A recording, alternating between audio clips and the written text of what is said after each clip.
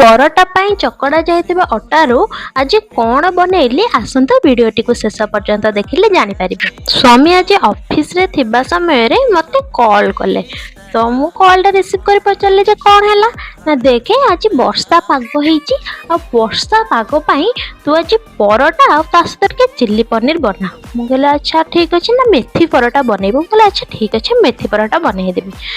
ତ ଏଠି ଅଟାରେ ସ୍ୱାଦ ଅନୁସାରେ ଲୁଣ ଆଉ ଚିନି ଅଳ୍ପ, ଆଉ ଯେହେତୁ ପରଟାଟା ଟିକେ ନରମ ରହିବ ସେଥିପାଇଁ ଚିନି ଅଳ୍ପ, ଆଉ ଖାସ୍ତା ପାଇଁ ତେଲ ଆଉ ମେଥି ପତ୍ର ଦେଇକି ମୁଁ କହିବେ ଭଲସେ ଚକଡ଼ିବାରେ ଲାଗିଗଲି।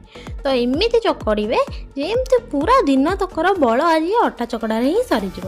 ତ ଏଠି ଅଟା ଚକଡ଼ା ଆମର ରେଡ଼ି, ତ ଆକୁ ଘୋଡ଼େଇକି ରଖିଦେବା। କିନ୍ତୁ ବାବୁ ଘରେ ପହଞ୍ଚିଲା ବେଳକୁ ମୁଡ୍ଟା ପୁରା ଚେଞ୍ଜ। ପରଟା ପାଇଁ ଚକଡ଼ା ଯାଇଥିବା ଅଟାରୁ ବନିଗଲା ପୁରୀ, ପୁରୀ ସହିତ ଚିଲି ପନିର।